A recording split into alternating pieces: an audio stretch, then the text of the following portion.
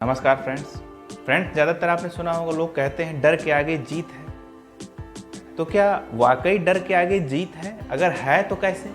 जब भी आप कोई काम करते हैं तो उसकी शुरुआत होने में, उस काम को अच्छे से कर पाने में या उसको रिजल्ट तक पहुंचा पाने में, एम तक पहुंचा पाने में जो सबसे बड़ा फैक्टर है जो उसको रोकता है वो है डर।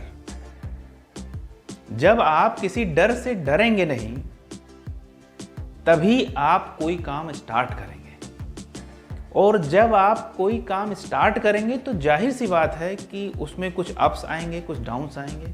कहीं आपको वैसा मिलेगा जैसा आप चाह रहे हैं, और कहीं ऐसा होगा कि आप जो नहीं चाह रहे हैं उसको आपको फेस करना पड़ेगा। तो ये दोनों ही समय पे अगर आप डर जा रहे हैं, मतलब एक किसी काम को स्टार्ट करते वक्त डर जाएं, या आप किसी ऐसी चीज़ से डर जाएं जो आपके काम के दौरान आपको मिल रही है, ये दोनों ही डरों से अगर आप डर जाते हैं तो फिर आपका काम रुक जाता है, वहीं पे उसका स्टॉपेज हो जाता है। लेकिन अगर इन्हीं दो डरों से अगर आप डरते नहीं हैं तो आप रिजल्ट पे पहुंचते हैं, और अगर आप सही से काम किए हैं तो रिजल्ट उसका पॉजिटिव रहता है, तो आप अचीव कर ले जाते हैं।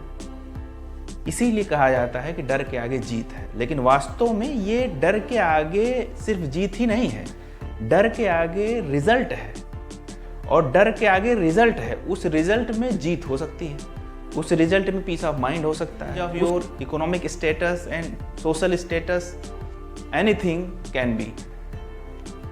ये भी हो सकता है कि आप डर से जीते तो आप असफल हो गए, आप डर से जीते तो आप कहीं फेल हो गए, आप डर से जीते तो आपका कहीं लॉस हो गया, ये भी हो सकता है।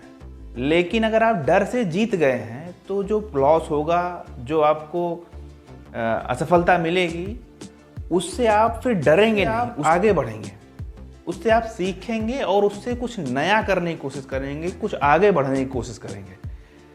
वो असफलता, वो लॉस आपको परेशान नहीं कर पाएगी, तोड़ नहीं पाएगी।